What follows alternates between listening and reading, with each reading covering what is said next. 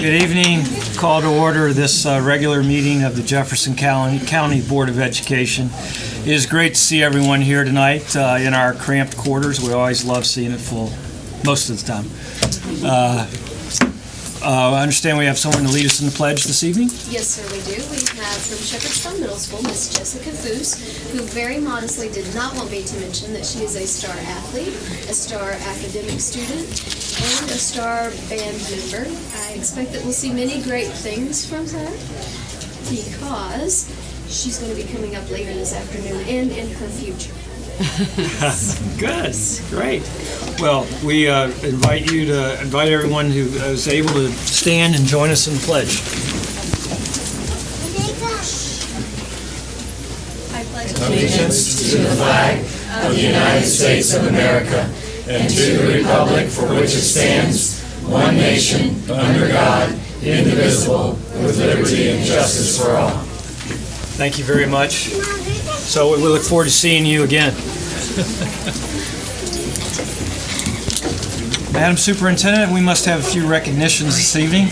You know, that's a great thing. There's just too many wonderful things going on here. I believe that we're... They've been very active since we've been out of school. Is that... Oh, the way to get my blood pressure is talk about how often we're in school. But they're doing great things in and out of school. Yes, Quite frankly, it doesn't matter where they're at. They're just darn good kids. It's like in the water or something. So I believe that we are starting off with Jefferson High School and Miss Anya Poteet. So who's here from... Actually, we have mother is Are here. you fighting to get them in?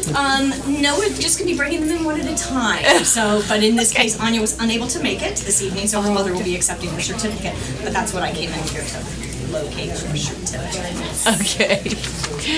Okay. Certificates? Beats me.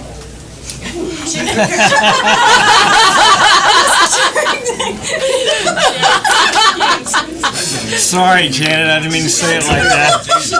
She got to that part. She was the last person I thought. Yeah, she's the one that keeps everybody else straight. Yeah.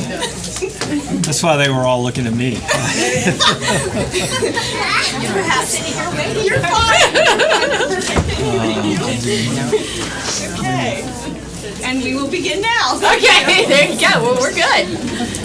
Good. My computer's updating. It's 23% done. It's not going to come back on. Can someone give us can we get an overview of what this is? Or are we doing it? Dr. Gibson, who's giving us an overview of this? Miss Fitzgerald, she's out there with them. Okay. Oh, okay. Yeah, Here we go. we're Here we go. Okay, Miss Fitzgerald, you are the first on our magical mystery tour of outstandingness for the county. So let's kick off. Fantastic. So Anya Poteet is being recognized for excellence. She's at work, so her mom is here to accept the award on her behalf. Anya was nominated by Ms. Amy Vickers, her English teacher, and Ms. Vickers had this to say about Anya. She's an amazing and intelligent young lady. Not only does she give it her all with class assignments, but she is also the leader of conversation and discussion in the classroom. She always finds a way to make the other students more involved and understanding of the topics. In addition to the rigorous work in her honors classes, Anya also manages to compete with the Jefferson Band and hold a part-time job. Thus, she's not here.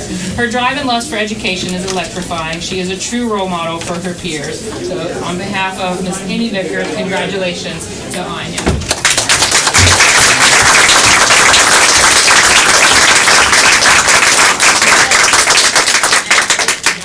Now you get to do the salmon. No. Yeah, I think the Poteets are hanging out for like round two for the next great kid in the family. So right before that, we've got next Jefferson. I'd like to introduce Ms. Williams. She's one of our teachers, and she's going to present for Chance. Okay. Hi, I'm Miss Williams, and I'm here to present for Chance on behalf of AP Literature. I can honestly say that Chance is one of the nicest, kindest, most genuine students that I've ever met. Now, I'm English, guys. If I were math in here, I'd be throwing you a bunch of numbers and statistics, but I speak in terms of analogies, similes, that kind of stuff. So I have an analogy for Chance, okay? When I think of Chance, you're like a shining star in the night sky. And the reason I say that is it doesn't matter how difficult things are, how tough I make it, Chance holds his head up high. He's always smiling. He's a pleasure to have in class. I look forward to having you in my class as a student. And you know, it's funny, because we always say, you know, you hear kids say, hey, my teachers changed my life. But sometimes it's students that change our life. So I'd like to thank, no, don't cry. I'd like to thank you for being such a role model, not only just to your peers, to me as well. And I just want you to know that you're the best, and I appreciate having you. Thank you. Now,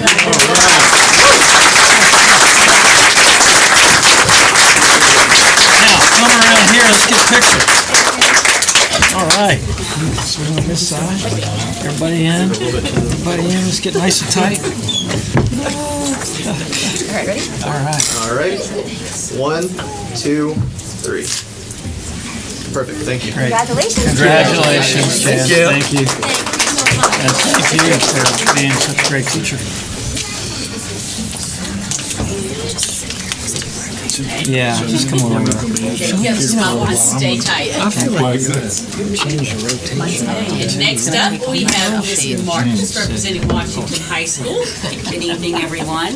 I will, of course, turn it over to Ms. Burkholder. We were here earlier with Alex Whitten, who won the wonderful sports cover for the Right. WBSSAC. And we didn't know at the time, but we had another winner, Montana Con, who also won and receives a $200 check toward a college of her choice. All right. And has a beautiful certificate. So we're so proud of her. Montana is a senior, and she's been in my art class all 4 years since she was a freshman. So even though this is her first contest that you know that she's won, I know that she's won many, many more and done Washington High School proud. She also got the senior class superlative for best artist this year. So we're very proud. Yes. All right. Come on over. Congratulations. Come on over. So was your artwork in this program too, or in something else? You want to look at the cover? There it is. Pass it around. Can we get? Yeah, there we go. All right. 1, 2, 3. Congratulations. Thank you. And best of luck next year. You did a great job on that. Oh, mom needs a picture. It's beautiful. I got one. Okay. Thank you. But one with Mr. Osborne in it?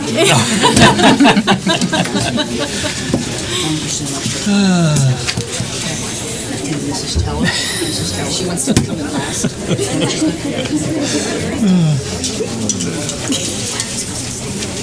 Right here. Perfect. Oh, no. Really? Good evening. This is Mrs. Teller, and Mrs. Teller came to me and said, I'd like kids to volunteer to be tax preparers. And I got the vague look on my face, and much as I say to the children, help me understand what you want. And Mrs. Teller told me what she wanted, and here she is with her children. Mrs. Teller. Hi, thank you very much for allowing this tax program this year. This is the first in West Virginia high school volunteer income tax assistance program. Wow. It's VITA for short. Yeah. It's been going on since 1971. These students will have, after tomorrow night, will be our last night, over 50 hours of service to the community. They've helped over 32 people file their taxes for free and has saved those taxpayers over $10,000 in tax preparation fees so far. Fantastic.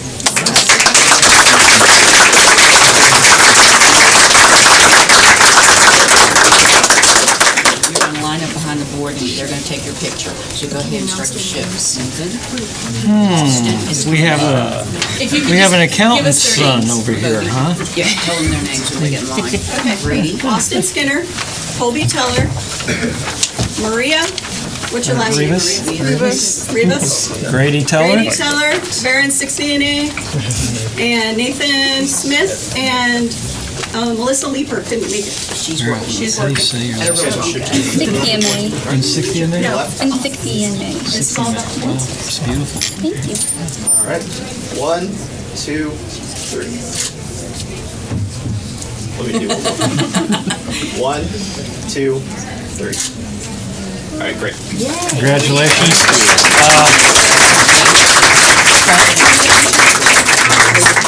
Just something that's Oh, excuse me. Excuse me.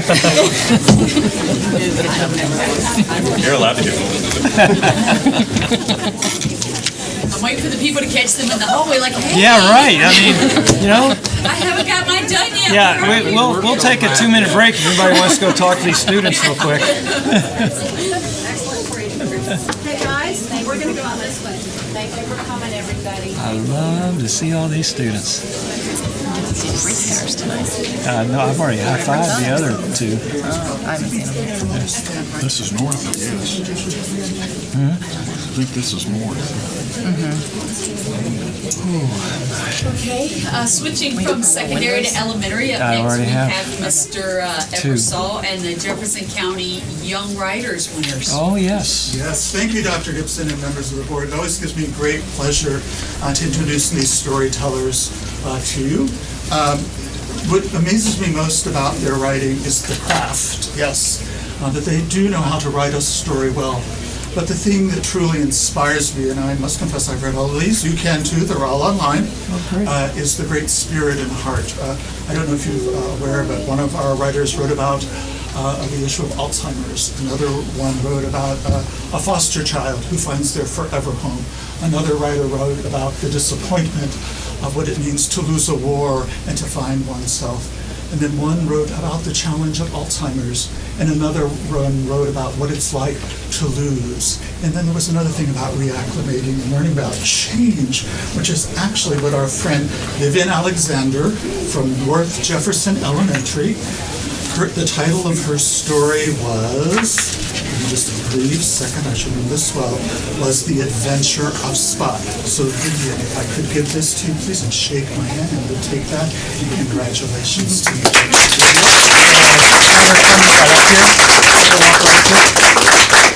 And our next winner is Kylie Kine. I must pause briefly for Kylie, because Kylie, you may recognize her from last year.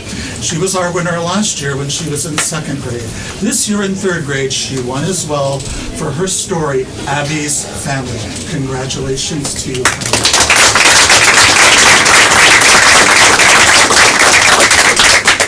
This is Joseph Naputi from South Jefferson Elementary, and Joseph is our winner for grades 5 and 6, so keep in mind he beat out all those 6th graders, which is quite an accomplishment, and his story was entitled Journeyman.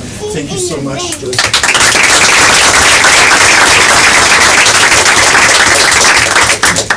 Again, from Charlestown Middle School, we have Miss Alexandra Miranda, and her story was entitled To Welcome an Old Friend. Congratulations, Alexandra.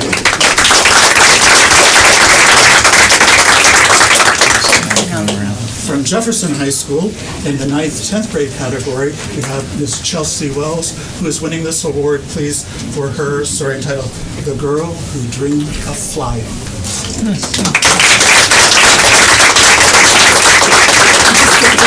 It was some privilege. I taught this young man when he was in 2nd grade. This is Nathaniel Cabellas, and he won for his story entitled Freedom's Promise Unfulfilled.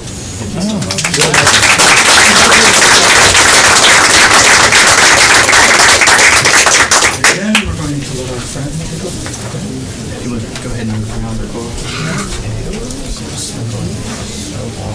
Yeah.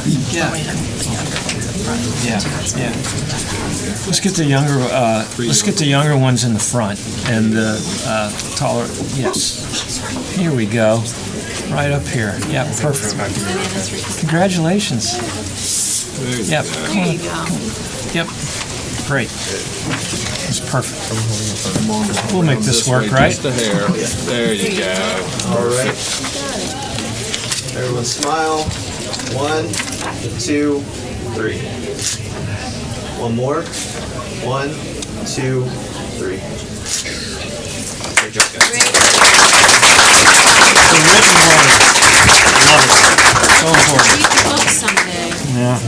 right.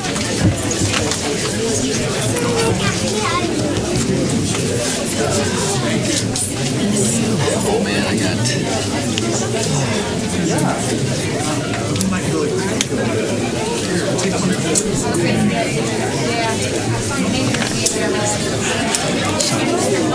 So this is why we could find no parking tonight. Yeah. Where'd y'all park? Ransom? Right outside. Planned ahead. No parking space. And then since we got here, I pulled forward behind Bobby's office and she put the space. Smart. Yeah, really. Good evening, Board of Education. I would like to present part of the Wildwood VEX Robotics team. Oh, yeah. They competed in the state VEX Robotics competition and were recognized by the judges for best demonstration of teamwork. And these are very bright young people. This is Brandon Angeles.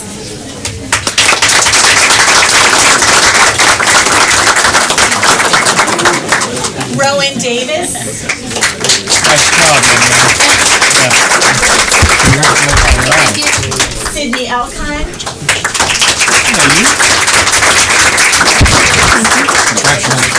And Gus Goodwin.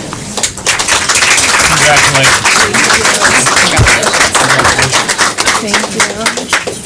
And keep your eyes on these people. They're in 7th grade. They're phenomenal. If you're teaching them, we know they are. And they have a great teacher. That's right.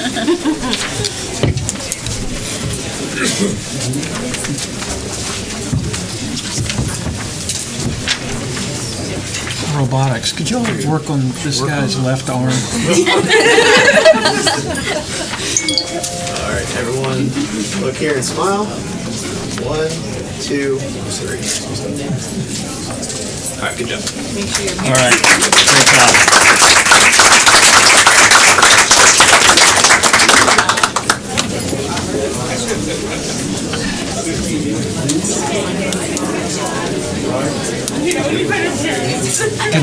Good night, Miss Davis. 30% legal drops 3 degrees. I know. It's amazing. All right. Okay, so from academics to athletics here. Next we have Charlestown Middle School. I think we got a couple of folks to get in here. Good morning, guys. Let's go.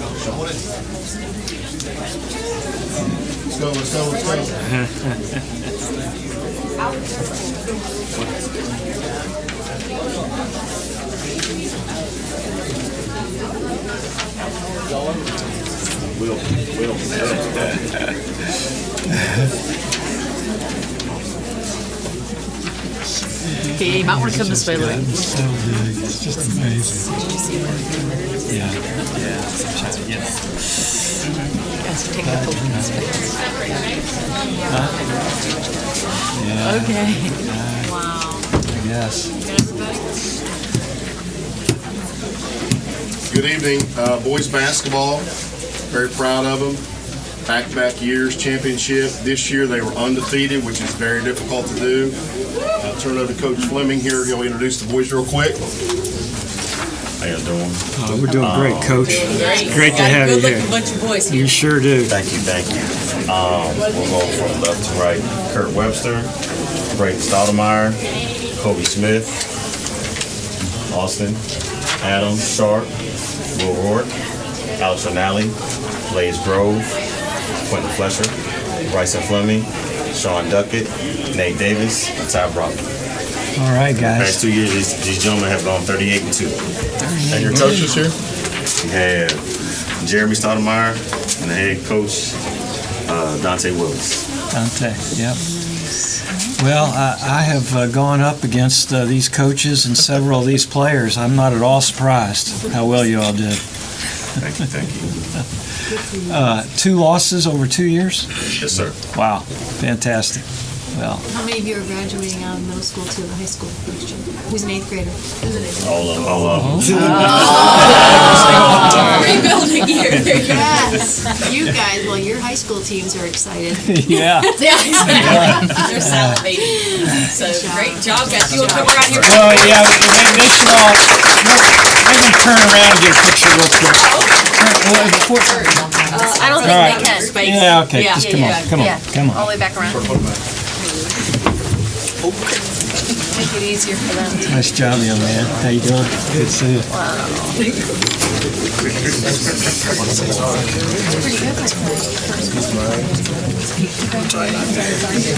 Who you guys like in the Final Four? It's all right. Come on. All right, everyone look here. 1, 2, 3. One more. 1, 2, 3. Great. All right.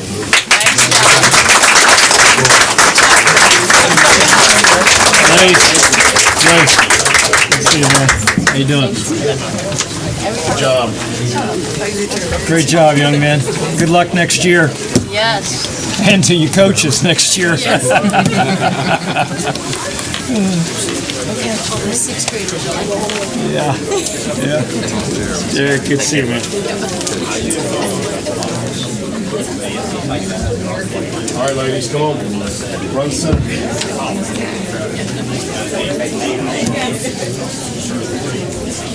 You got to hand out the service. This is the roster. It's the roster, man. All right. Oh, man.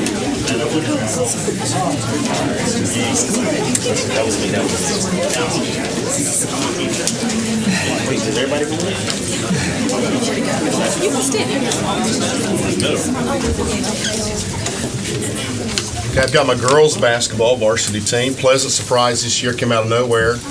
18-1, Coach. 18-1. All right. Coach Edwards. Worked really hard over the off season and got together, and they're just a huge bunch of girls. You can see them on the floor. It's an amazing team. Yes. You want to introduce them for me, Coach, please? Yes. Congratulations, girls. They really made me proud. They played extremely hard, and it was a pleasure to be a part of their lives this year. So first, we got Justina Warzow, Morgan Cantley, All right. Kendall Itobi,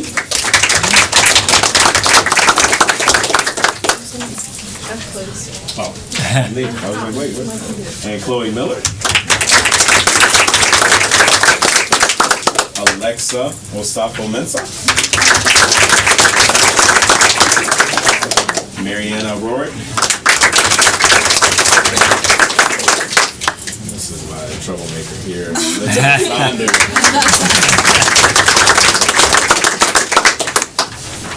Riley Schultz, Carmen Skinner, game winner by the way, that's the game winner. The game winner of the championship. Delaney Thomas. Ayana Warshby. And Leah Weller.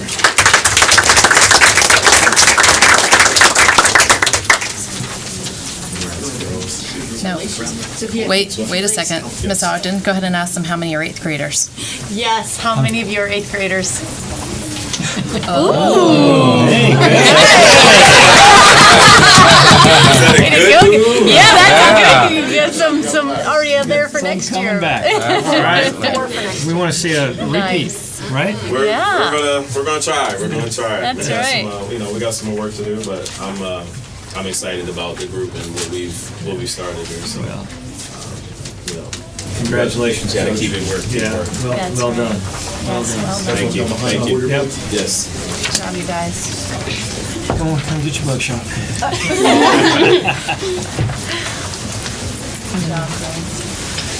Oh, good. Justina. He's up there. You can just Yeah, you get to come back. No, you go over. Wait, keep They're going. like, oh, we're ready. Keep going. A little bit. More. We got it. Get close like you like each other. Hold these up tight. Like your teammates. Nice job, guys. All right.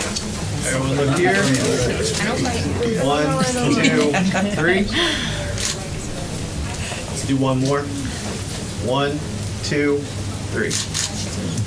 Good job. All right. Congratulations. Good job, Coach. Thank you. Thank you so much. Thank you guys for having me. Thank you. Nice job, Coach. All right, thank you. Get through here.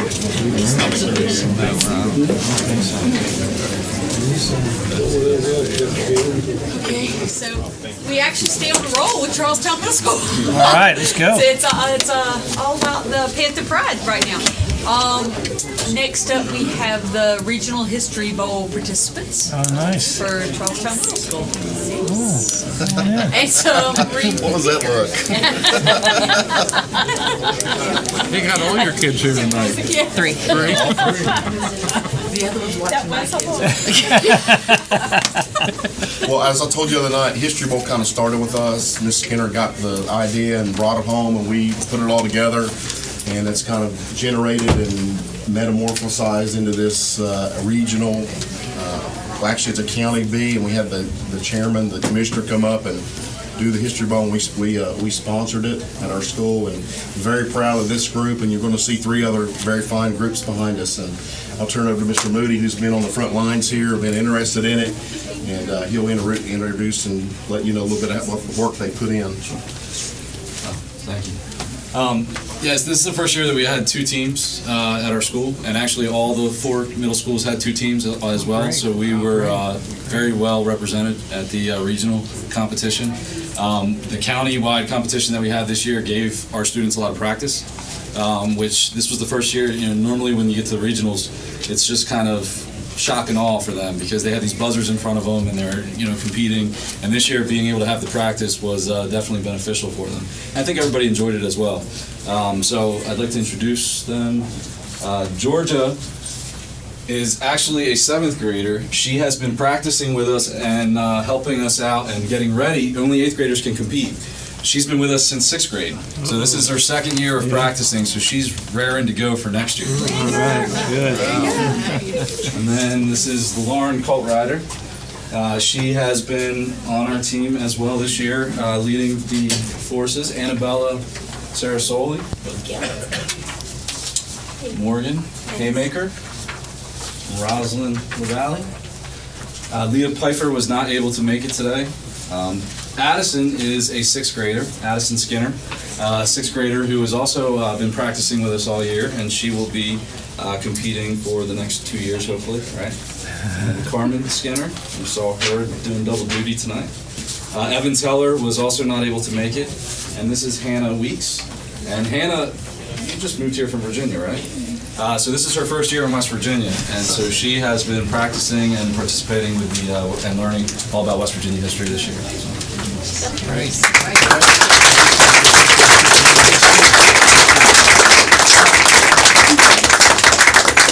What was the toughest question any of you have got in competition?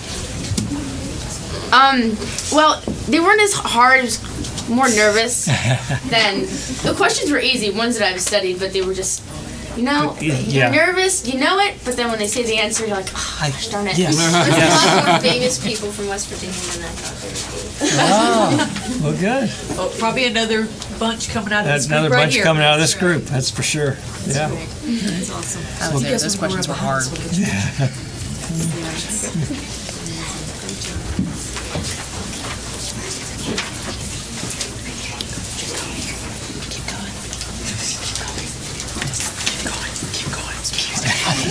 Keep going, keep going. Keep swimming, keep swimming. All right, everyone look here, smile. 1, 2, 3. Great, good job. Congratulations.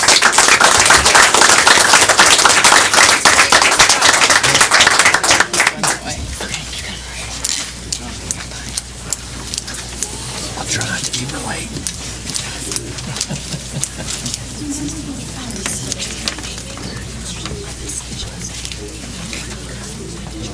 I know.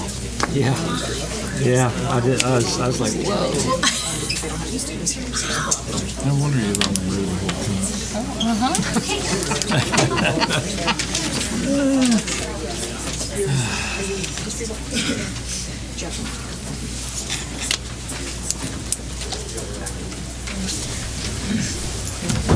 Good evening. Hello, Mr. Van Dale. How are you? I'm great. Are you waiting for a cue? I just got it. Oh, you! Hey, take it I have away. an important job here. I'm going to introduce you to our History Bowl coach for Harvest Ferry Middle School, and he's going to introduce you to the kids. So this is Mr. Brian Mulligan. Thank you. These are my History Bowl participants this year. They performed very well at the regional as well as in the county. They were in the final 8 in the winners bracket. Stayed in the winners bracket for a while before they finally kind of ran into a little bit of a buzzsaw that would be Kaiser, who ultimately did win it. What I understand, it wasn't even close either. So, it happens. Seed did us in. We'll do better next year, and I have several more coming back this year to help my team next year too. So You did better than UVA. You didn't go out in the first round. No, we did not go in the first round. We made it to the Elite 8. There you go. First off, Matthew Bandler.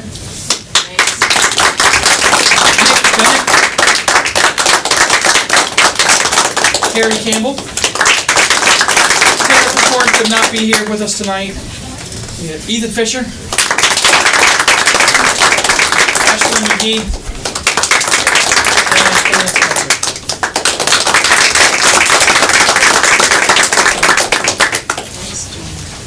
And Come on around. Come around there, guys. Take that. Ethan, Take go ahead. Ethan, Come around there. Ethan, right around this way. Everybody come around. Hey, nice job. So what was your toughest question? wide angle lens. All right, you ready? 1, 2, 3.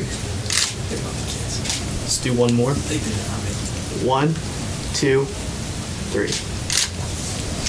Great, thank you. Great, congratulations.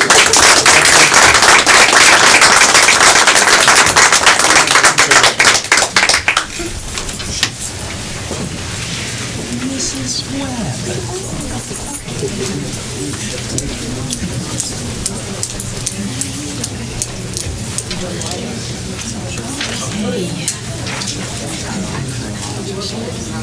Okay, so I'm from Wildwood, and you can see that my students are otherwise occupied tonight. But I am going to read their names, and we had 2 teams of 4 that competed, and their names were Molly Hanscom, Marian Hernandez, Harris Custer, Zach Faltzgraff, Bethany Leaderseed, Charlotte Cook, Ashton Sendling, and Ella Warren. So they're very studious and otherwise engaged, so just me tonight.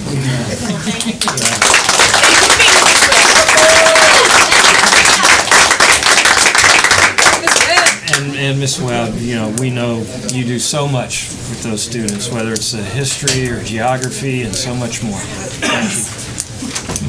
Archery, I hear, is on. Yes, that is on the docket. It's on the docket. Success. Have we approved that? No.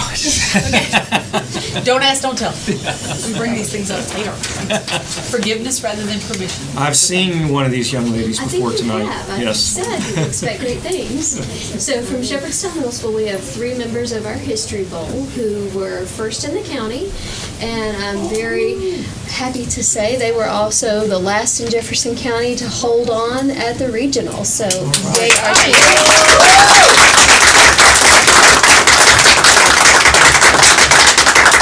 I'd like to recognize Megan Boyd.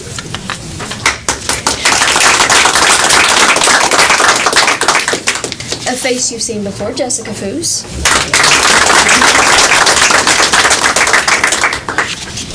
And Chase Winbush.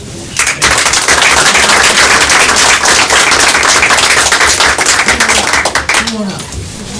Come on around. Line them up. Come on. So, did you have tough questions? Yes.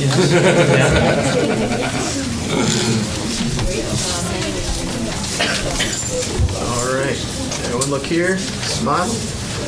1, 2, 3. Perfect.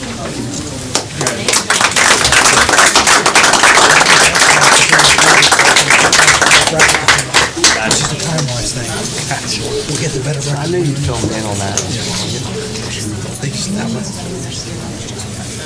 Where? Joe.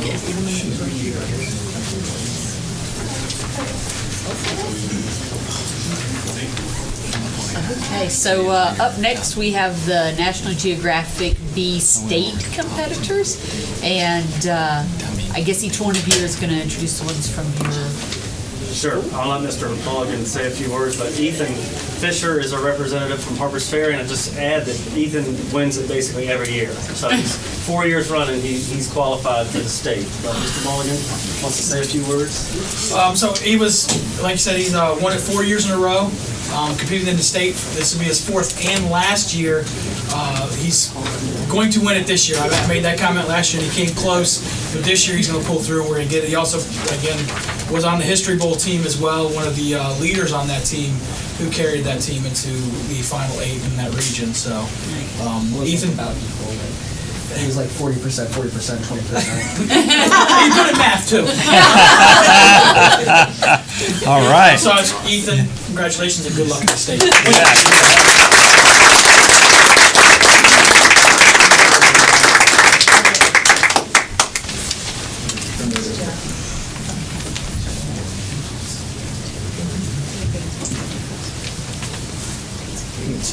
It's just you, bud. 1, 2, 3. All right, awesome, thank you.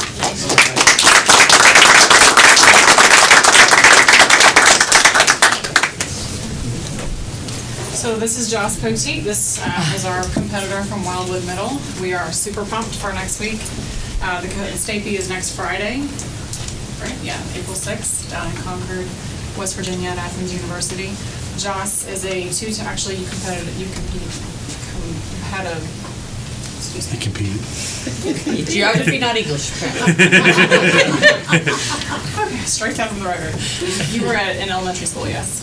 Yeah. Right, and so then last year, he placed second in the state, and so this year, we're gunning for first. There we go. So yeah, we're excited, and he's worked really, really hard, and we expect to see his name in the paper here in a few weeks. So, Joss Poteet.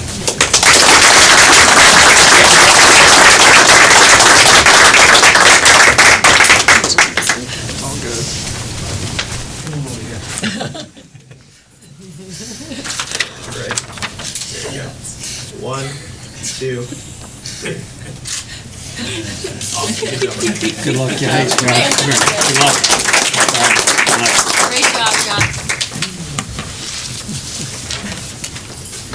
So I have Gavin Crockett here, 6th grader, with me today, and I've got a certificate here. His teacher, Miss Lehman, says his mind's like a sponge, and I would not put anything past him at the state level. He's very hardworking and responsible in class, and she was real proud of the amount of knowledge that he knew coming in. And she said she didn't have a whole lot to do with teaching what he had to know, and he done most of this on his own. So we're very proud of him. Look forward to him competing well at the state level. Yeah. Great. Come up here, young man. Come on up.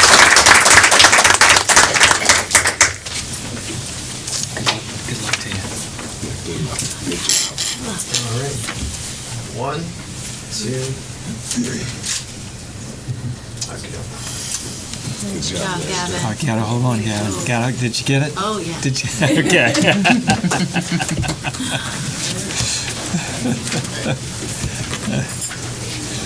All right. Thank you all so much. Thank you for coming.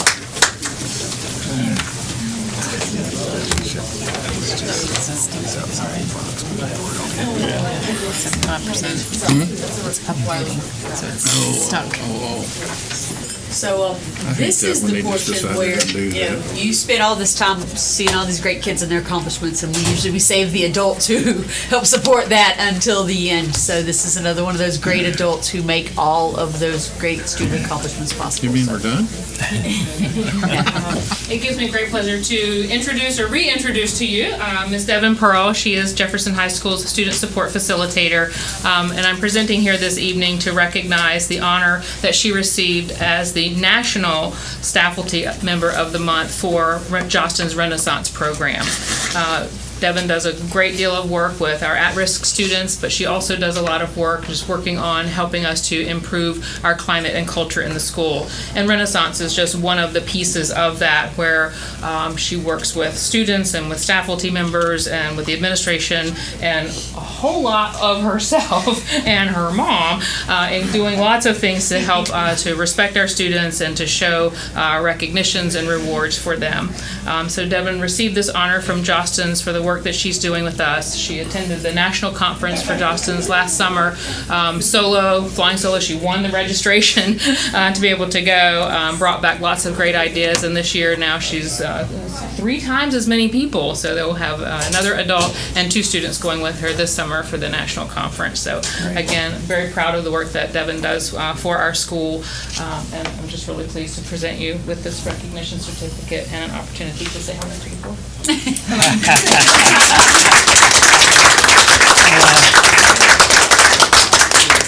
So now you have to come have a picture taken.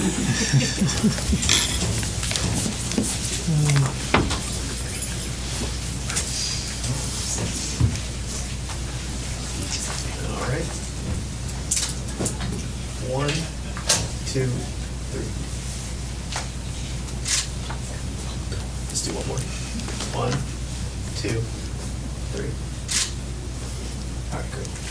Congratulations. Oh, wow. Thank you. Yeah. Thank you, everyone.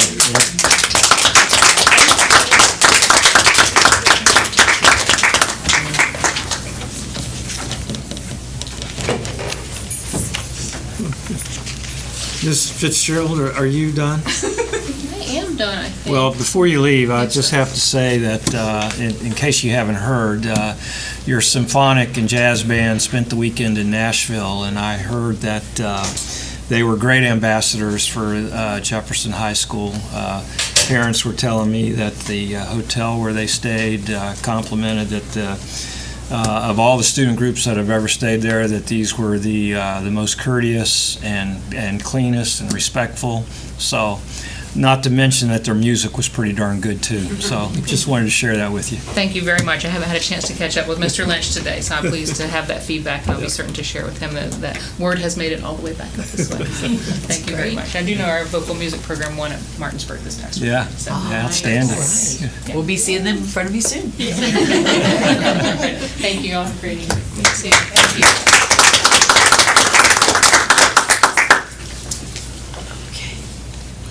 All right, so next up is the Spirit of Jefferson Professional Award, and that goes to Amanda Lycia.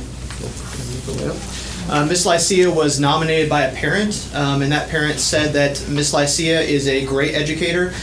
She was instrumental in teaching the students some more international music with a Chinese drum song, I believe it was, and also a Chinese dragon dance and some other more unique teaching techniques. And so that's why Miss Lycia is being honored this evening. Great, thank you.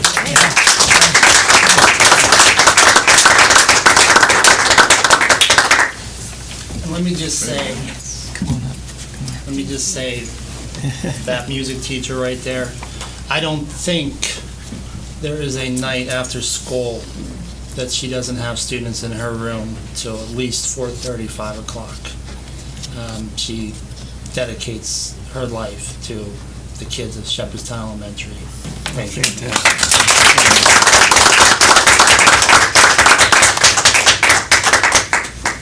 All right, 1, 2, 3. One more. 1, 2, 3. All right. Congratulations. Thanks for everything you do. Yeah, appreciate it. Thank you. We love our music.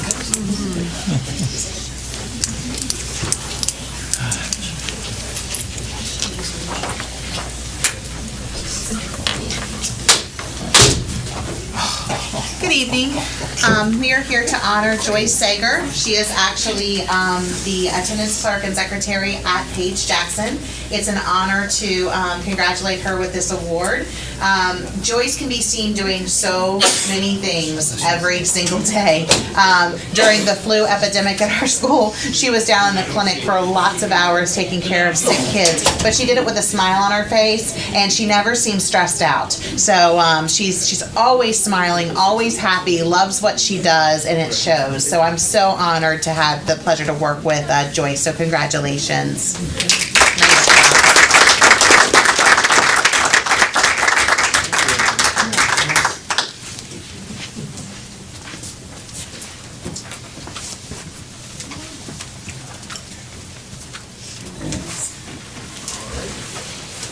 One, two. The Sager's actually moving. One, two, three. Great. Thank you so much for what you do for our students.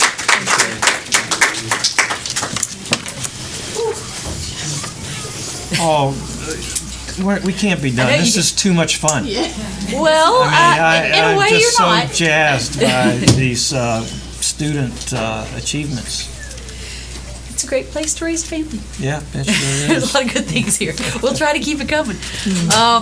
And actually, so Speaking of- we are finished with the recognition portion, although the good things continue in that our next presenter is Miss Caitlin Thorsell, our West Virginia Teacher I've of heard the of Year. her. Yes. You're gonna hear some more from me. We welcome hearing from you. Good evening. Good evening. I just wanted to thank you guys for allowing me to speak with you for a few minutes this evening. First, before I kind of get into the meat of what I wanted to discuss, I just wanted to give you a quick update on what I've been doing as West Virginia Teacher of the Year. At the end of January into February, I traveled to California as part of the National Teacher of the Year induction program. I met with all of the state teachers of the year from across the country. We went through a pretty intensive professional development event in which I will be sharing some of those activities that we did with our staff, at least at Washington and possibly some other places. Just last week, I got snowed in at Canaan Valley Resort for a West Virginia Educators Rising Conference. And if you're not familiar with what that program is, it's a CTE organization that is made up of high school students who want to become teachers. A lot of the programs are based out of career and tech centers, but it's basically a curricular organization just like FFA would be for ag. And so it was really refreshing because I've been out of my classroom a lot to be around high school students again and students that were really passionate about education and teaching. And so it was a great place to be snowed in. This Thursday, I'll be traveling to Charleston to speak at the Chief Instructional Leaders meeting about the importance of CTE education. And that night, I will be back here for our FFA banquet, and I know some of you will be attending that as well. April is a pretty busy month, and I start traveling a lot. Kind of the highlights are I'll be speaking and doing some workshops at the West Virginia PTA conference. I'll also be attending, which you guys might find really interesting. I'm going to 4 educational career fairs representing Jefferson County Schools with Mr. Pettifor, and I think Miss Bailey is going to attend one. We're doing one at WVU, one at Lord Fairfax Community College in Middletown, Glenville State, and Frostburg State University. I believe 3 of those 4 are true educational career fairs. The one at Glenville, I think, is a career fair, but we're pretty excited about that opportunity to be able to share what great things we're doing here at Jefferson County Schools and hopefully attract some of those college kids that are looking for a job in education. And my highlight probably of that month will be Washington Week. As part of our National Teacher of the Year program, we'll be traveling to Washington, our whole cohort of teachers.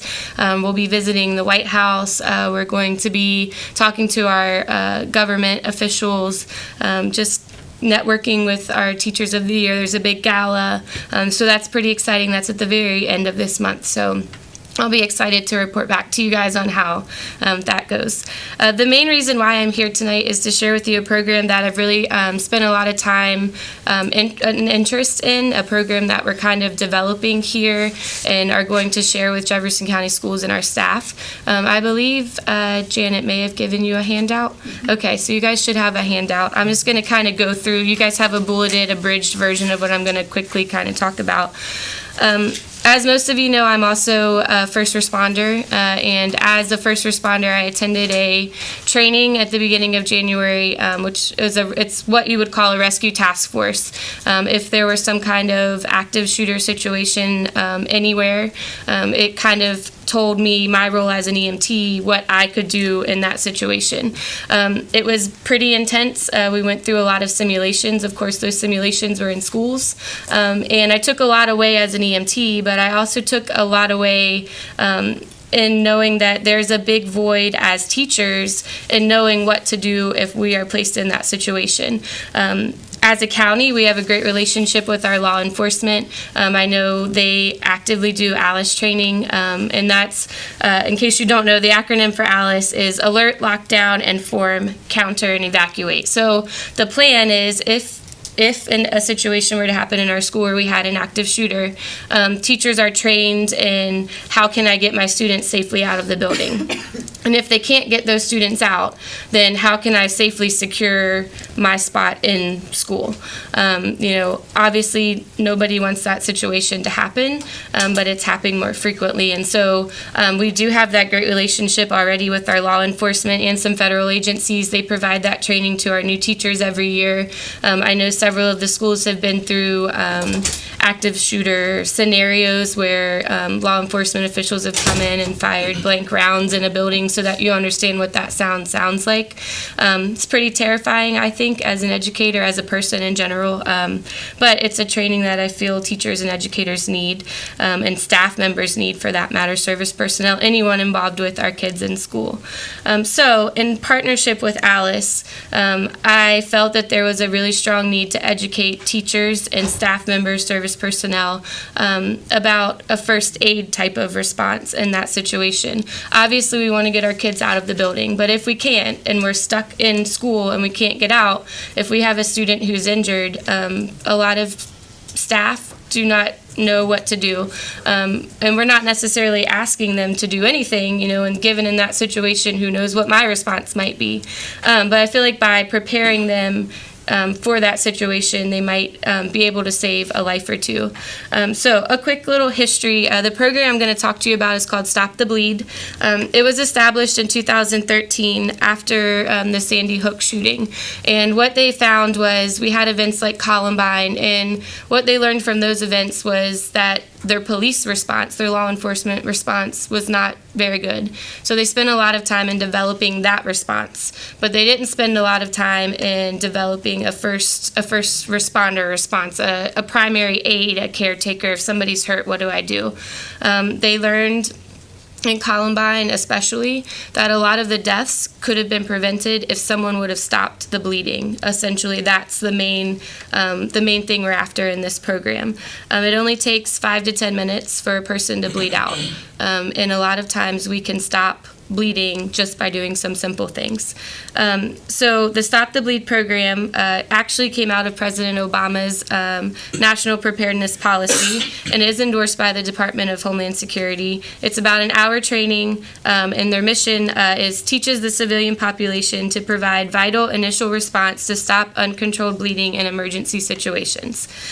So what I am proposing, or what we're planning on doing, is giving this training to our staff here at Jefferson County Schools. So I'm going to talk a little bit about what that looks like, and then I'll stop talking so you guys can ask questions.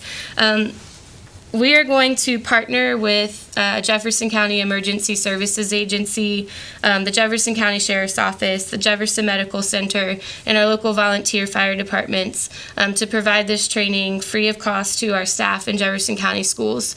There is some costs that are going to be covered through some grants, through some monetary donations from outside organizations, and I'll get to that in here in a second. Initially, our target audience is going to be the staff at both high schools and all 4 middle schools. We feel that at this time, those are the areas, the staff members that we really want to focus on. But as we roll out this program, we also would like to go to the elementary schools and do this training as well, probably the board office, whatever locations we deem necessary in the school system. We are going to provide this initial training during the staff development days that have been added to the end of the school year. we're still working on what that exactly looks like. I've been in contact with Mrs. Farrow and Mrs. Arvon. Dr. Gibson and I have talked. Our plan, at least from my perspective, the training's not going to be effective if we take 100 staff members and put them in a room and do the training all at one time. So the plan is to break them down into small groups. It's a presentation where we go over some information, and then it's hands-on practice. How do you apply a tourniquet? How do you pack a wound? We have lots of different props that we can make and use through the hospital. So we plan on it being a really informative training for staff, and actually teaching them practical knowledge that they can use if they're in an emergency situation in a school, if they're out with their kids at a park and their kid happens to, I don't know, fall down off of a slide or something. But anyway, give them some skills that will help them in those situations.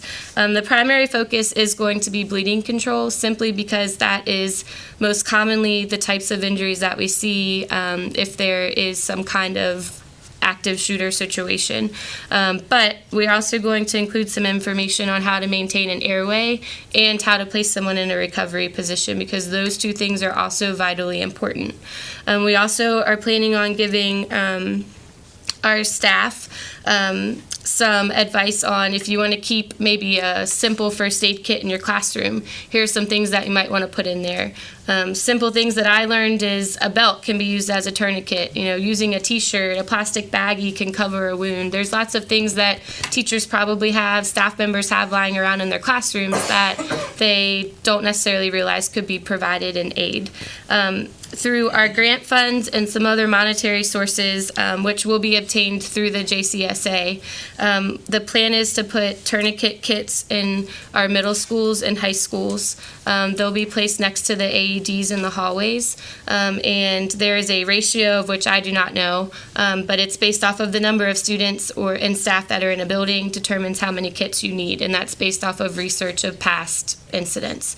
Again, there is no cost to our school system to do this training.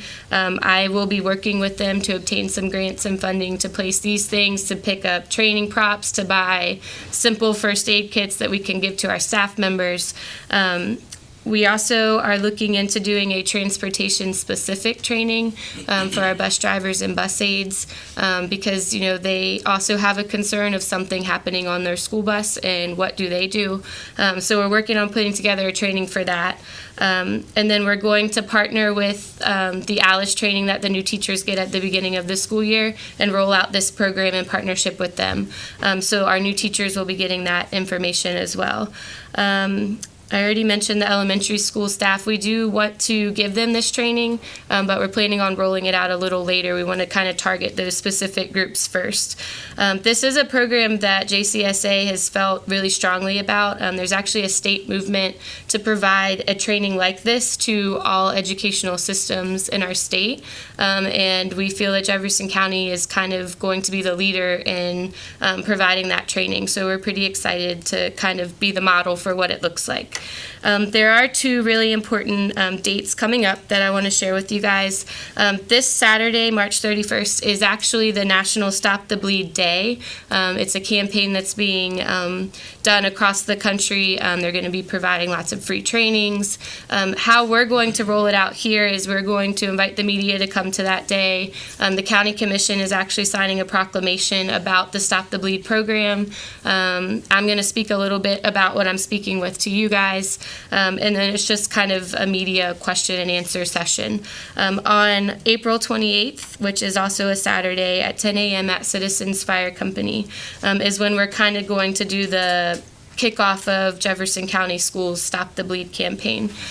We would like to invite, and I'll get you guys a formal invitation, but we would like all of you guys to come. We're inviting our high school and middle school building principals, Dr. Gibson, honestly, anybody from here that would really like to come. What that is going to look like is we're actually going to give you guys the training and have you go through what our staff members will be going through as we do this training with them.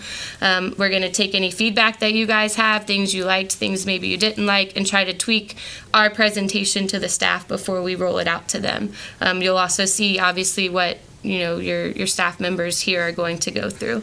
I think really that is all that I had about that program. Do any of you guys have any questions? I know I just kind of gave you a lot of information, so if you have any questions as we kind of move along, feel free to shoot me an email or anything like that. I'd be happy to answer it for you, but that's what I got. Colleagues, questions, comments? First of all, thank you very much for taking the lead on that. It's nice to know that not only do we have a teacher of the year, but she has all these other skills, which is so exciting when you represent us all over the place. It feels good. I appreciate that. And the 28th, how long do you expect About that an hour. I should have mentioned that. The training, we project to be about an hour, even when we roll it out to the staff. The video, it's not a video, it's a presentation with some informational slides, some short little clips, and then the hands-on part is really what we want to focus on, because I feel like that's what staff members are going to take the most away from. So we're planning on the event on the 28th, and when we roll this out to staff, taking about an hour. And again, we want to do smaller groups because I feel like that's going to be the most effective. So it's kind of like a puzzle, trying to figure out how we're going to make it work on those staff development days. But I'm pretty confident that we'll be able to get it rolled out. And the people who will be doing the training, I will be there, as well as pretty much all the people listed at the bottom of your paper. But also the paramedics and EMTs that are employed with Jefferson County Emergency Services. I went through a training with them just this past week, so some of them will be assisting with it. A lot of local volunteer firefighters and EMTs will also be assisting, so there's a lot of support from that side of our community. And this is a program that, after the school system has been kind of trained and made aware of the process, we're rolling it out to the community as well. So the goal is to put these kits in businesses in our community, to train employees. I believe all of the county commission is also going to go through this training. They've already gone through an emergency preparedness class sponsored by JCSA. So we're going to be kind of the go-getters, and then the community will hopefully kind of jump on board and also be active participants as well. Thank you for taking a lead in this, and I think this is very important because we can't be too prepared for something like this. Caitlin, I would just add two things. First, echoing Mr. Osborne, this is a sobering conversation that no one ever wants to have, but it is certainly our duty to be prepared. And this is, I think, a very important program that you're bringing to us. And thank you. We're grateful to that. And secondly, I would just, and I know my colleagues agree, every time we have an opportunity to work with you and hear from you, that you just further demonstrate why you're so deserving of the Teacher of the Year award. Well, thank you. Thank you. Thank you. So. Thank you. Thank you, ma'am.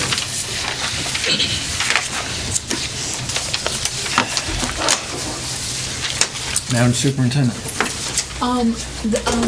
The only comments that I have tonight are, hopefully I could be able to clear up some confusion, because we've had consecutive public comments at which there have been questions about the cultural diversity program and the funding for that, and I noticed that we have some more public comments tonight. I thought we had addressed that in the previous meeting. However, I want to be clear about a couple of things. Number one, our cultural diversity program receives $10,000 annually from our levy fee. That is unchanged from previously, and all of those funds have not been expended this year. We will continue to fund that program at the same rate or greater if we get a request. Number two, there's been some question about what's been called frozen funds.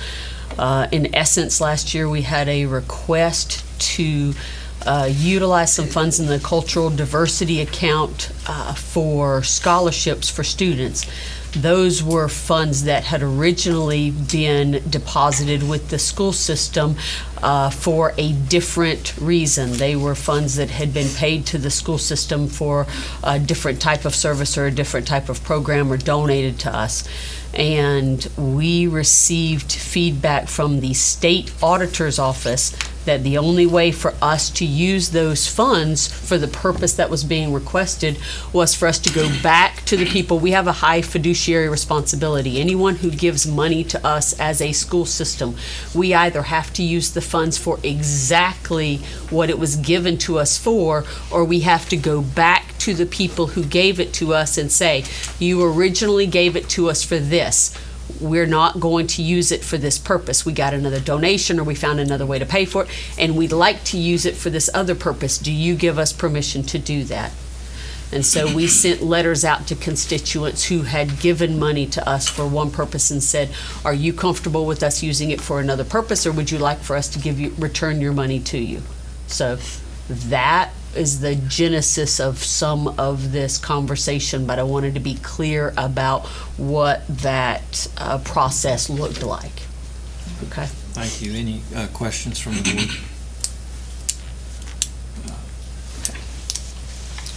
Thank you. You're welcome. Approval of the minutes. Action on the minutes of the last regular meeting of March 12th and our special board meeting on March 8th. That was that was the LSIC. LSIC. Okay. Do we have a motion? So moved. Thank you. Second. Any questions, clarifications? Hearing none, all in favor say aye. Aye. Aye. Opposed? Ayes have it. Thank you very much. Citizens' comments. I'll call you. We'll call you in the order that I believe that you signed up. We invite you to the podium, and we ask you to limit your comments to 3 minutes. Is that Donita Berry?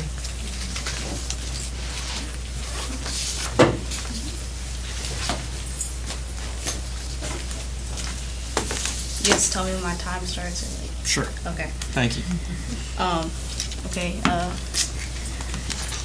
I'm Danita. I'm talking about the WVAP program when I was a part of.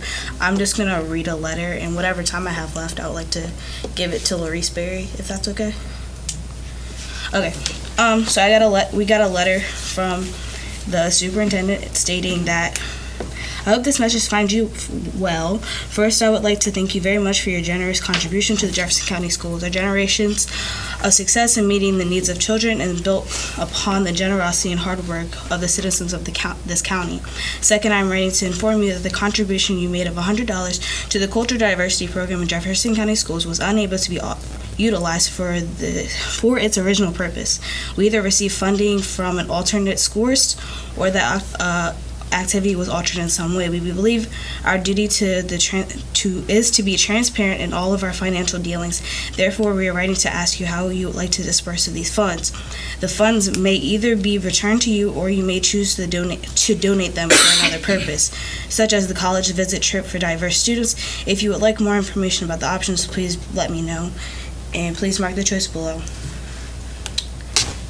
I'm done. Thank you very much. And you're going to Marshall University?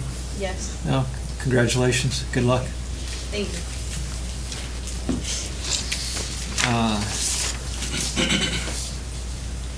Larice Berry.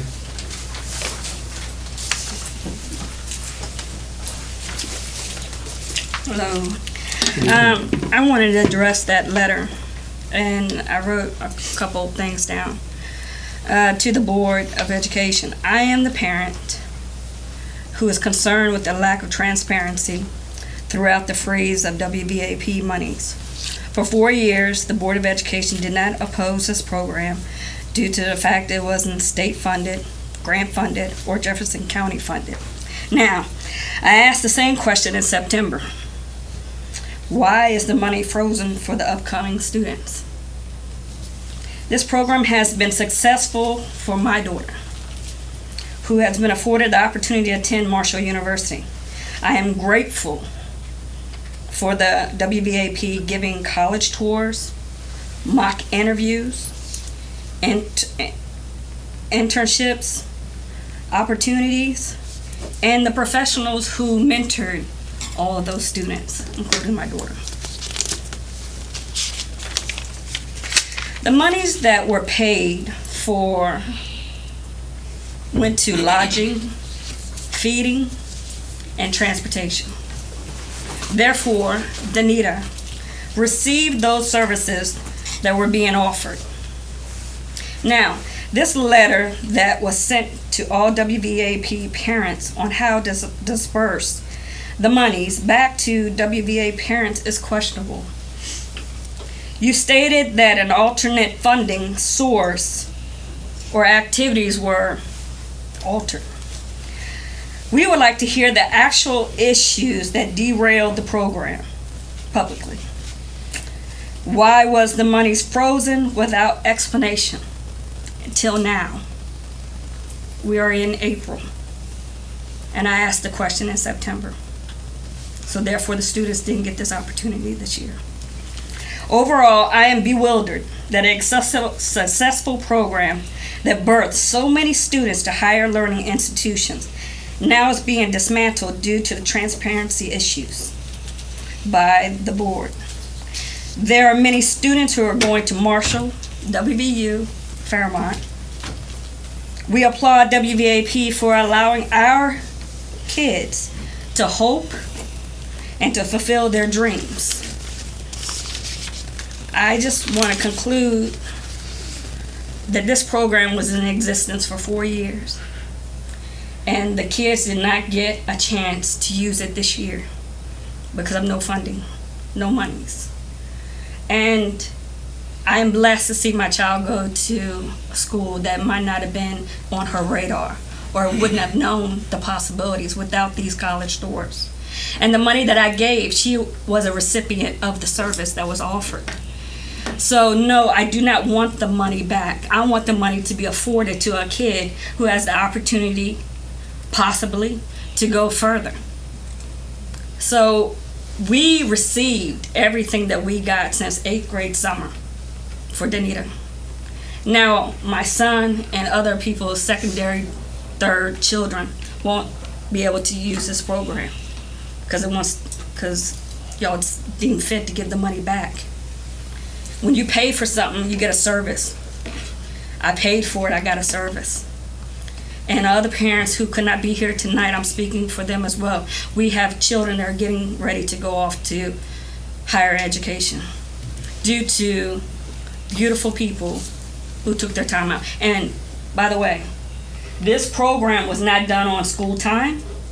It was done on after school hours, and it was done on the weekends. We provided our kids to go to Martinsburg, to get on these charter buses.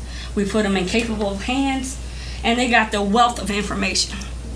So, I plead with you to keep this program available, because if we want our numbers to increase for the state of West Virginia for kids going to school, then we have to keep this program and other programs on the table. Ranson, pre-K program, needs to stay on the table, because the last meeting you said that we weren't having a large number of kids coming into the county. Well, we don't have development. Need to ask you to wrap up. But I conclude with this. Don't take away programs that are going to afford our kids a higher opportunity to go somewhere else within the state of higher learning. Thank you.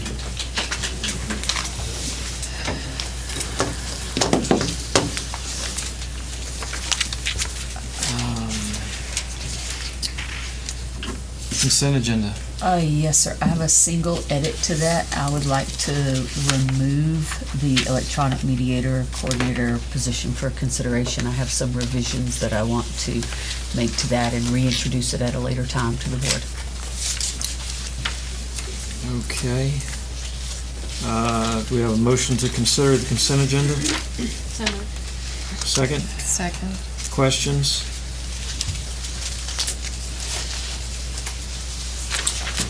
Hearing none, all in favor of the consent agenda as amended by the superintendent, say aye. Aye. Opposed? Ayes have it. Thank you very much. Unfinished business, Mr. Blunt?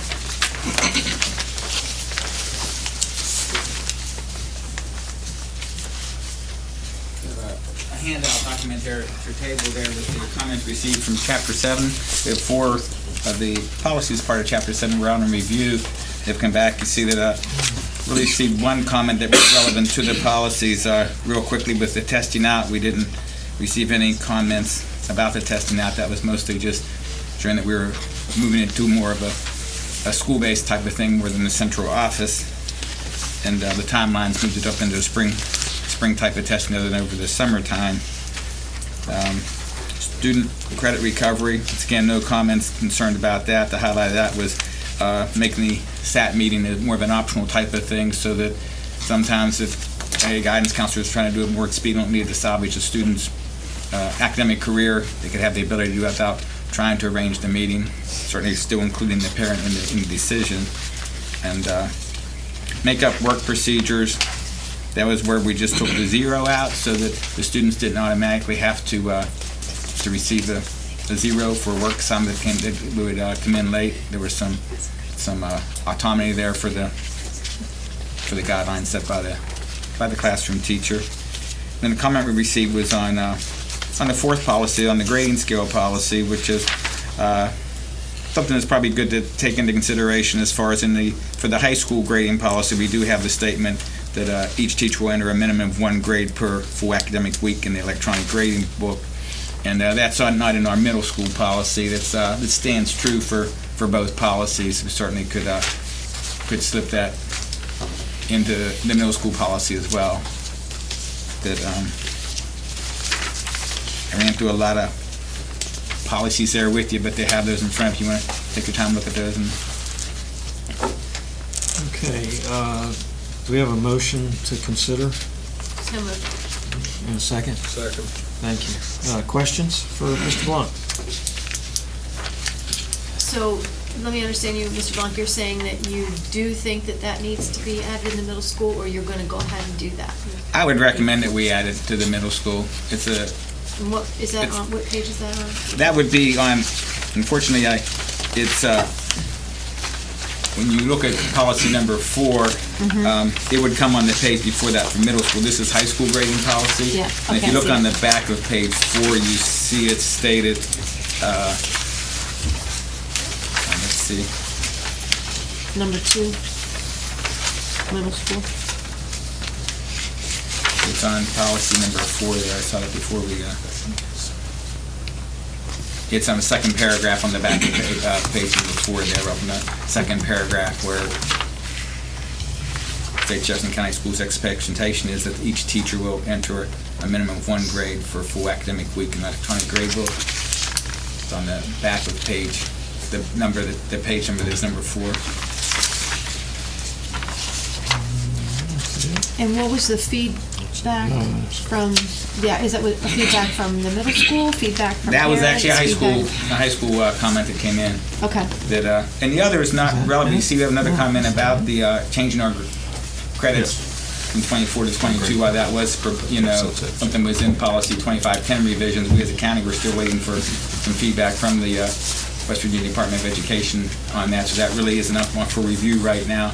There was a comment that came in asking, are we going to drop our credit requirements down to 22 now that the state permits us the opportunity to do that? So in this policy, we did not change it from 24 to 22? No, this didn't address that.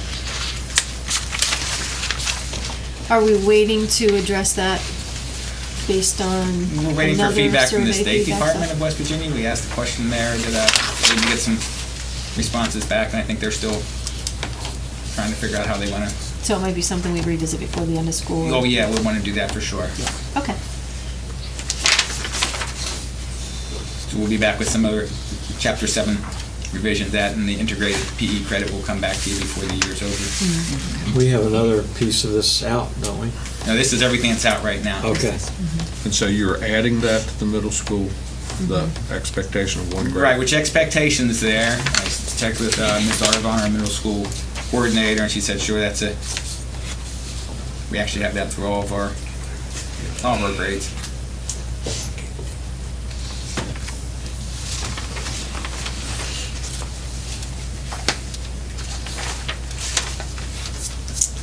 Okay, Any other questions? I have a quick question on the makeup work procedure on page 2. And it's striking out that assignments not submitted at all or submitted at late will result in a 0. Does that mean they don't have to do the work at all? No, what Because we're saying two is we don't paragraphs want up, It says they need to complete the work. The intent was we don't want to give them an automatic 0. If you're a couple of days late, it seems awful harsh, and we can kill kids' chances of being successful in the semester. The zeros are so hard to make up, so we thought everything else, teachers develop their grading scale, and for us, that's the only thing we would dictate from a county, saying this is what you'll give a 0 for, where there really is nothing else that we as a county. My only concern is if it's an M instead of a 0, and, a kid's missing 4 assignments, and they decide they personally choose not to complete those assignments, and then the day the grades come out, those M's convert to 0s. I would think, that's still, once again, the grading policy is approved by the, but yeah, not turning something in is probably going to end up in a 0, I would think, but this is more the idea that you were out for 2 or 3 days and you came in on Friday and turned this in, you're 2 days late, where the policy said you should have had it in already. So we're not just going to say policy says you have to have a 0 because you made a good faith effort to bring your work in. Well, is there a way to make it, missing, and then, an M for missing, and then change it to a 0 after the days have passed that they're supposed to have made it up? Just because if we have a student that, is showing that they have a B in the class and they're missing 4 assignments, and the student never turns it in, mom's looking at live grades, she sees the child has a B in the class, and then all of a sudden, the last day of the grading period, those all change to 0s, and all of a sudden he now has a D in the class or a C in the class. That would be my only concern there. That would be more like a surprise. Now you're not doing well in the class. And I believe that would be up to us in terms of working with the teacher on their management practice. You don't let missing assignment float for 4, 6, 8 weeks before you decide to turn it into a 0.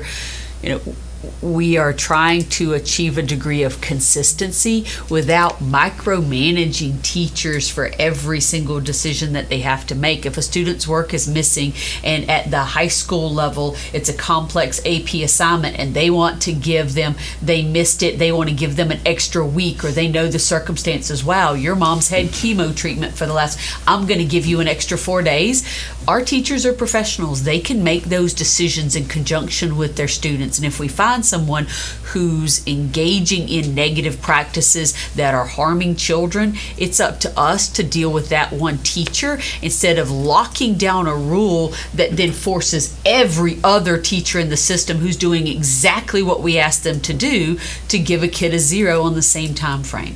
So that's on us if we have not making rules for the one outlier who's doing something negative and then forcing everybody else into this lockdown of this is exactly what you're going to give, exactly the day that you're going to give it is where we were trying to get with that. Okay.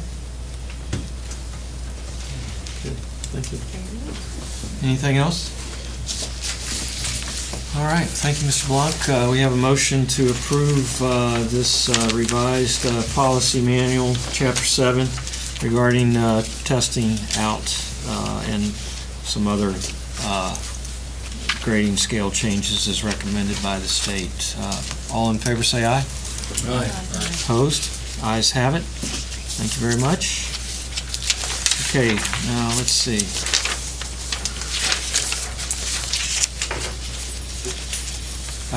So we did all of the Chapter 7. Yes, sir. Okay.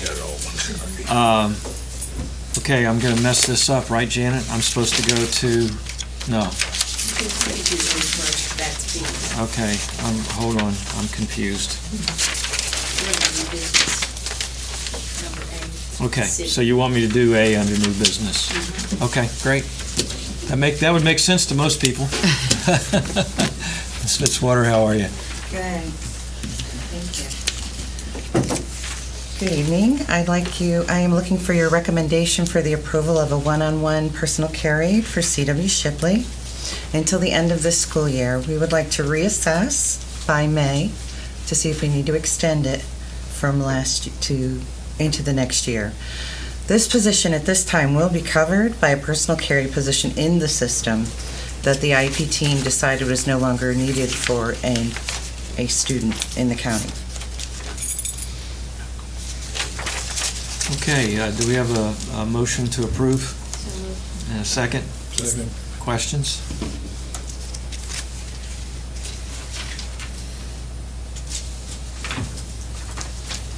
Hearing none? All in favor say aye. Aye. Opposed? Ayes have it. Thank you, Ms. Fitzwater. I think that may have been a record for you. Okay, Ms. Harner, now do you want me to go to school calendar adjustment under new business? Okay, all of you have in front of you on the back of your packets an explanation for the 2017-2018 school calendar adjustment. In essence, we're working under a couple of different constraints and guidelines. First and foremost, I did a chart showing what accrued instructional time we have as a school system. As you can see on there, the West Virginia Department of Education sets minimal amounts per day of instructional time for elementary, middle, and high school. As a school system, our instructional day exceeds the minimum set by the state, and so we accrue instructional time that then, under certain rules, we can utilize, and that's called AIT. So you then see I made a chart for you under school calendar, and it's a little complicated, but hopefully I was able to clarify. There are different sets of rules for how you can address time during a work stoppage. There are certain kinds of leave you can use, certain kinds that you can't. Under a work stoppage, staff cannot use either accrued instructional time or OS days or leave. Students can use accrued instructional time. During inclement weather, staff may use accrued instructional time or OS days, and students may use accrued instructional time. Now, under inclement weather, the West Virginia Department of Education previously had a limit of you could use that for no more than 5 school days. As a result of the work stoppage and the amount of inclement weather, as you heard the state superintendent convey, West Virginia Department of Education was willing to extend those limits if a school system had sufficient accrued instructional time to cover it. So I've made a chart that shows the different types of leave and then what the rules are for students and what the rules are for staff and how we've covered each one of those. So in essence, during the work stoppage, we added 2 days of instruction for students and used 7 days of accrued instructional time so that they fulfilled their full 9. For staff, they did the 2 added days of instruction for students plus 7 days with staff development and their 2 TP days. For the inclement weather, we used 6 days of accrued instructional time for students. For staff, we used 3 OS days and 3 accrued instructional days. So the outcome of those is that for the Jefferson County school students, they will receive 180 full days of instruction as WVDE defines the instructional day. Based on our current... Based on our current amount of accrued instructional time. But based on our current last day of school. Based on your current... Based on our current June 1st, last day of school. We cannot, however, miss another day of school. Now, we have additional accrued time, quite frankly, at elementary and middle school. The state instructional day is shorter for those, so we have additional accrued days. Actually, but you can't use the elementary has 7 more days. You couldn't use those, although other superintendents have had this discussion, unless you allowed the elementary and middle school students to stay home and forced only the high school students to come. I would not recommend that in any way, shape, or form. I think that gets rather chaotic. But at this point, we've used the full 15-day high school allocation for accrued instructional time. However, we can maintain our current calendar, not take any of spring break, not take Memorial Day weekend, and end for students on June 2nd and staff on June 12th. And we're still 0.04 days ahead. That's not sure how we would work that in.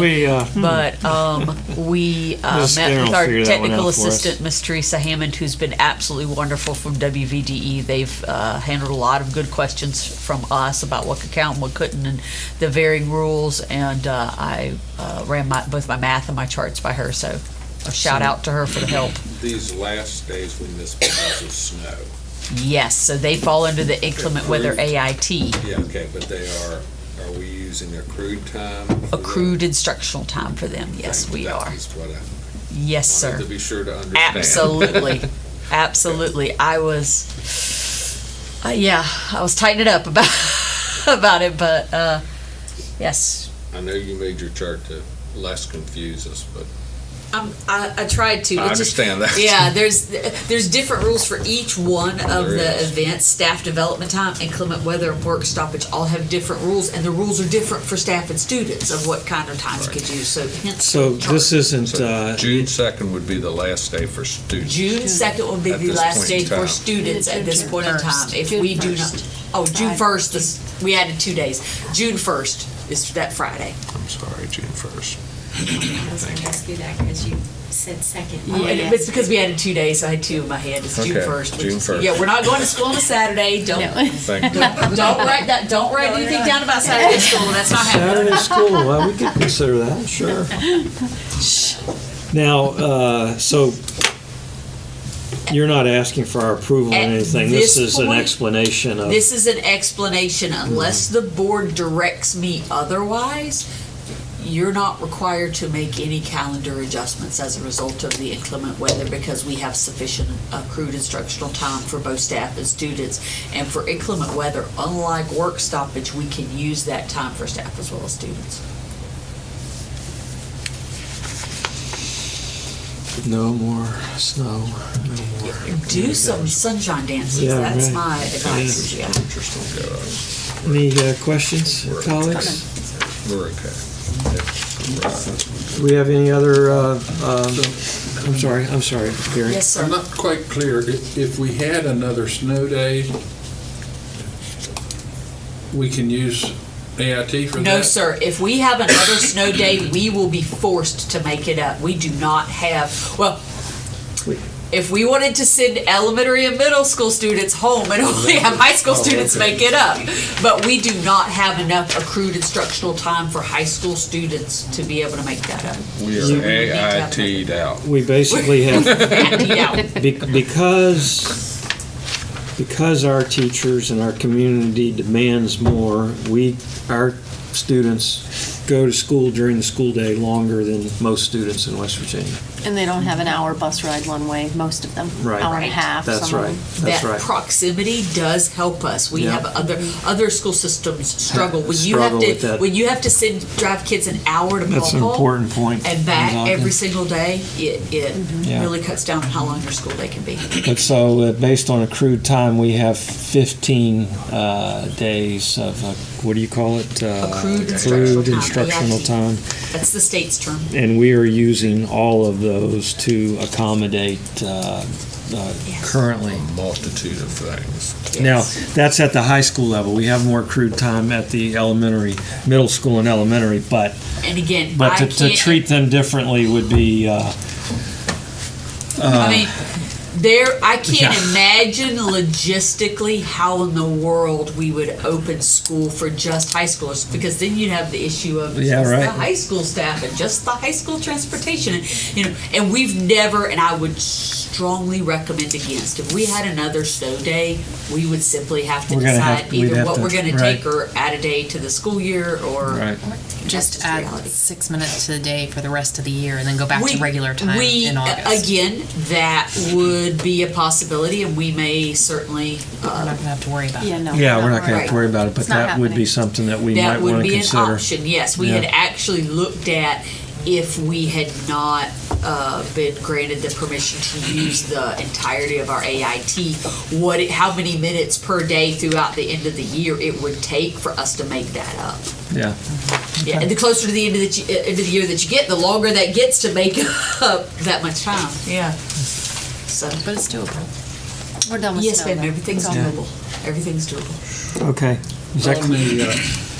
On the chart, you have 21.9, 18.3, and 15.04 days. Yes, sir. That's what we have Yes, now. sir.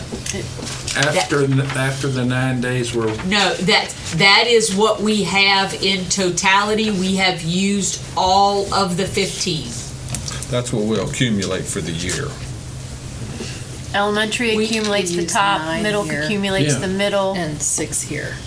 But we have, so I see. that's the 15. Okay, I got you.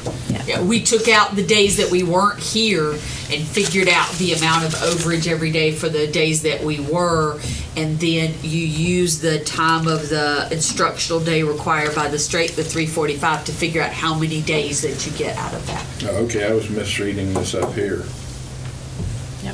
And we will be accruing time as we go to school the rest of the year as well. We have to, And because that's part in of that the 15 days. Yeah, yeah. Yes, Right. we have to. So we would be another half hour We're behind. We're still accruing it. We're still accruing it, Yeah. yes. Another good point. Okay. How many minutes do we accrue a day now? 30.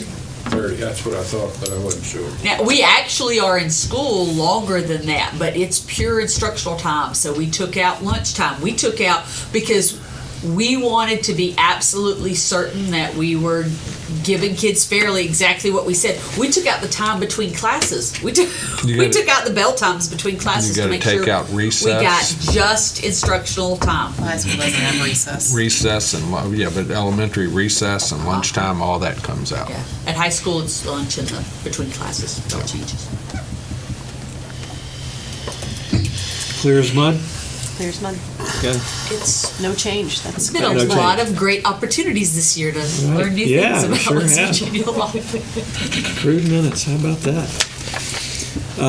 Any other new business, any other agenda items that I've missed, Madam Secretary?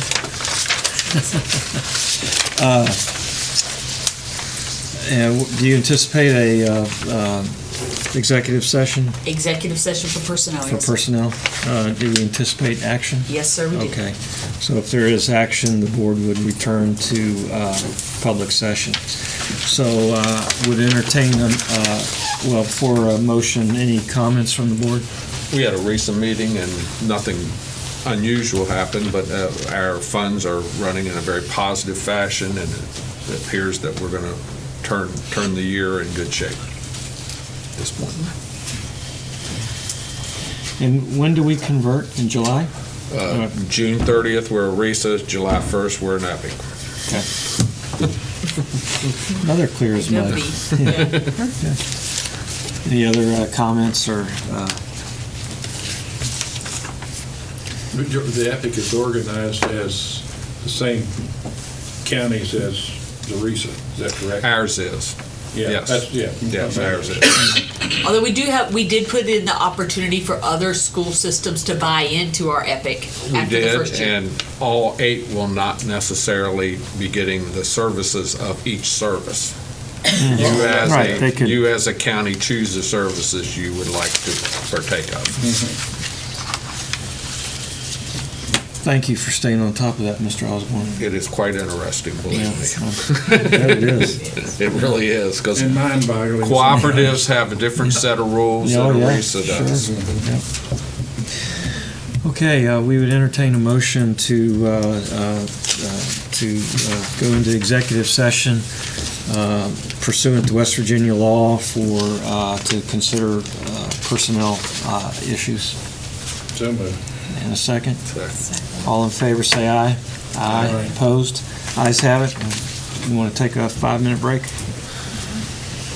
3-minute break? 3 minutes. Sneeze break. 3-minute break. So you-